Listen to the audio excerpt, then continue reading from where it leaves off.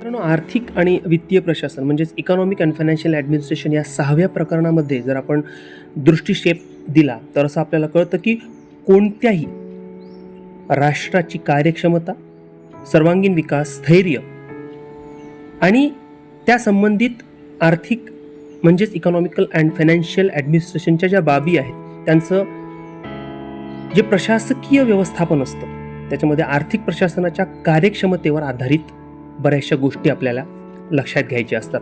कारण लोकशाही राज्यातील जनतेची आर्थिक आणि वित्तीय प्रशासनासंबंधात जे काही प्रश्न असतात त्याबाबतची वाढती जागरूकता, राज्याचे किंवा राष्ट्राचे वाढते कार्यक्षेत्र आणि सार्वजनिक धोरण, त्यासंबंधीचे कायदे, नियम, अटी, शर्ती, अभियान, प्रकल्प इत्यादींमुळे आर्थिक प्रशासनाचे महत्त्व या आधुनिक जगामध्ये वाढलेले आहेत.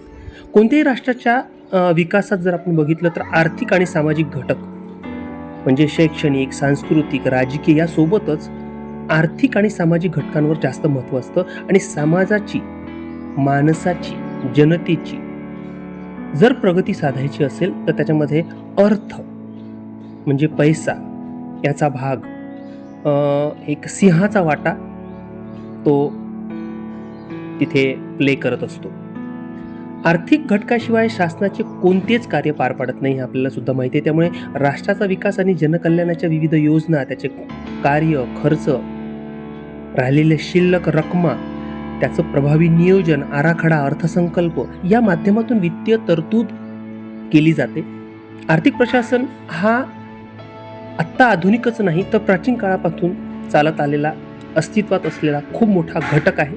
आणि आता उदाहरण द्यायचं झालं तर महात्मा बसवेश्वर यांच्या 12व्या शतकातील कल्याणकारी राज्यात स्वराज्य संस्थापक छत्रपती शिवाजी महाराज यांच्या राज्यातील महसूल आणि आर्थिक प्रशासनाबाबत किंवा डॉक्टर बाबासाहेब आंबेडकर यांचे अर्थविषयक आणि प्रशासकीय दृष्टिकोन, त्याचप्रमाणे फ्रेडरिक टेलर यांच्या शास्त्रीय व्यवस्थापनाच्या सिद्धांतात सुद्धा आर्थिक आणि वित्तीय प्रशासनाची व्यवस्था प्रणाली आलेली आहे.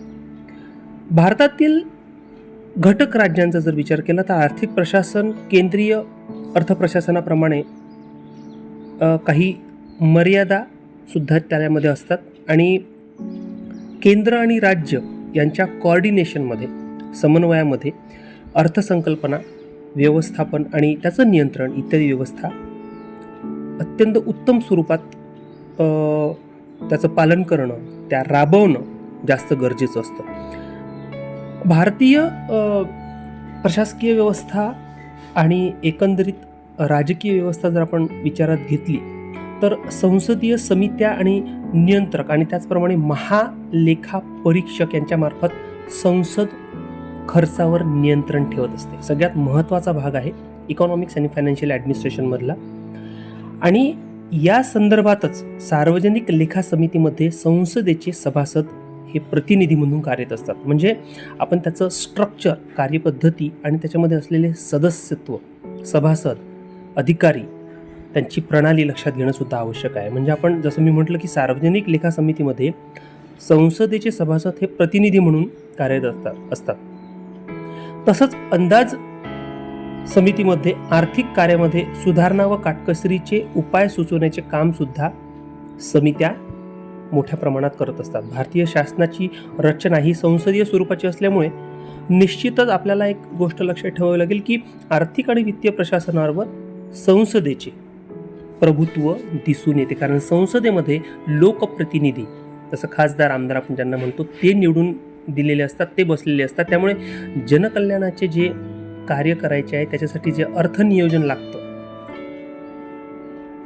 अर्थसंकल्पीय बजेटरी कामकाजावर नियंत्रण असण्याची गरज असते, ते संसदेचं त्याच्यावर प्रभुत्व आपल्याला दिसून येतं. फॉर एक्झाम्पल, उदाहरणात दाखल आपण जर घेतलं तर प्रत्यक्षात तिजोरीची सत्ता ही केंद्रीय अर्थमंत्र्यांकडे आणि त्या संबंधित मंत्रिमंडळाकडे जरी असली तरी सुद्धा संविधानाच्या अनुषंगाने अंतिम सत्ता किंवा अधिकार हे संसदेलाच असतात, ज्याच्यामध्ये लोकसभा आणि राज्यसभेचे सदस्य येतात. आता इकॉनॉमिकल ॲडमिनिस्ट्रेशनमध्ये आर्थिक प्रशासनाचा म्हणजे जो भाग आहे त्याच्यामध्ये कमी भांडवलामध्ये उच्च दर्जाच्या उत्पन्नाचा विचार केला जातो. म्हणजे जेव्हा मी ॲडमिनिस्ट्रेशन प्रशासन म्हणतो ते अर्थाचं, पैशाचं, माझ्याजवळ असलेल्या रकमेचं. तसंच एखाद्या देशाच्या प्रशासकीय व्यवस्थेमध्ये उच्च दर्जाचं उत्पादन हे कमी भांडवल गुंतवून करण्याचा सर्वप्रथम विचार केला जातो. आणि त्यासोबतच कोणत्याही वस्तूचे किती प्रमाणात उत्पादन केले जावे, कोणत्या ठिकाणी उत्पादन करायचे आहे आणि नवीन आर्थिक धोरणाची निर्मिती त्याच्यासाठी कशी परिणामकारक असू शकते या बाबींचा सुद्धा आर्थिक प्रशासनामध्ये मोठ्या प्रमाणात विचार केला जातो.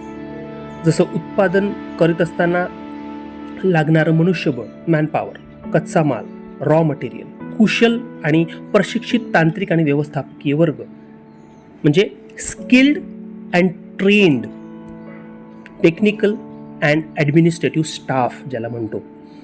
त्याचप्रमाणे गोदामाची व्यवस्था म्हणजे स्टोरेजेस, तुम्हाला अर्थसहाय्य करणाऱ्या बँका इत्यादी घटक आर्थिक प्रशासन व्यवस्थेमध्ये निर्धारित करावे लागतात.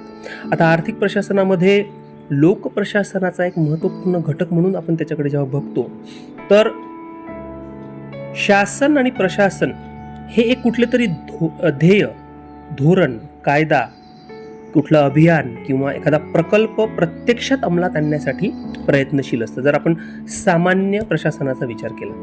पण त्यासाठी त्यांना इकॉनॉमिकल अँड फायनान्शियल ॲडमिनिस्ट्रेशनचं म्हणजे आर्थिक आणि वित्तीय प्रशासनावर जास्त भर द्यावा लागतो. त्याचं नियोजन चांगल्या पद्धतीने करावं लागतं. भारतीय राज्यघटनेनुसार प्रत्येक व्यक्ती समान आहे असं आपण पूर्ण आपल्या उद्देशिकेद्वारे, संविधानाद्वारे आपण अगदी त्याला ॲग्री आहोत, आपण मान्य केलेलं आहे.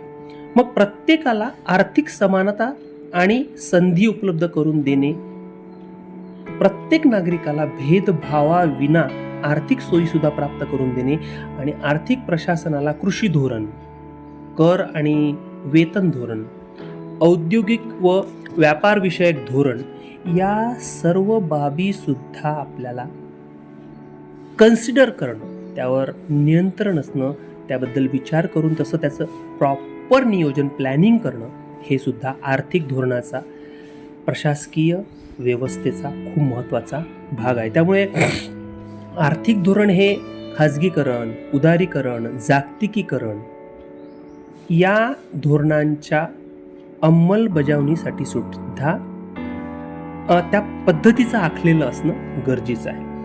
फायनान्शियल ॲडमिनिस्ट्रेशनमध्ये जर आपण विचार केला, जसं आता आपण बघितलं इकॉनॉमिक ॲडमिनिस्ट्रेशन आणि त्याचंच दुसरी बाजू म्हणजे या दोन एका नाण्याच्या बाजू असतं. इकॉनॉमिक्स अँड फायनान्स, आर्थिक आणि वित्तीय एकाच नाण्याच्या दोन बाजू.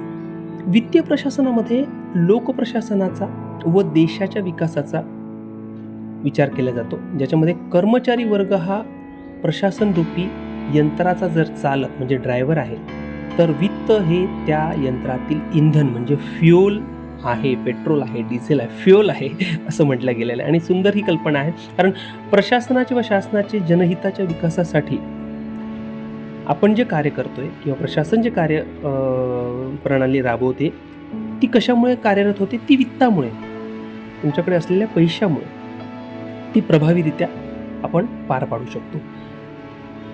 एक्झाम्पल सुंदर दिलं आहे की पाण्याविना जसा मासा राहू शकत नाही तसा वित्ताविना राज्य किंवा देशाचा विकास घडू शकत नाही. सजीवांच्या जीवनात प्राणवायूला जसे महत्त्व आहे तसेच लोकप्रशासनामध्ये वित्तीय प्रशासनाला अत्यंत जास्त महत्त्व आहे. त्याच्यामुळे राष्ट्रीय विकास साध्य करण्यासाठी मनुष्यबळ आणि वित्ताचे योग्य नियोजन करणे आवश्यक असते. त्याच्यामुळे वित्तीय प्रशासन हा शब्द इंग्रजीमध्ये फायनान्शियल ॲडमिनिस्ट्रेशन नावाने संबोधला जातो.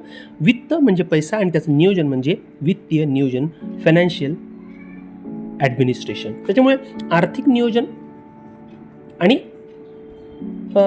वित्ताचं नियोजन ह्या दोन गोष्टी, फायनान्शियल नियोजन आणि सोबतच इकॉनॉमिक ॲडमिनिस्ट्रेशन ह्या बाबी लक्षात घेऊन आपण या प्रकरणाकडे जर बघितलं तर मला असं वाटतं की अभ्यास करणं सोपं जाईल. खूप खूप धन्यवाद.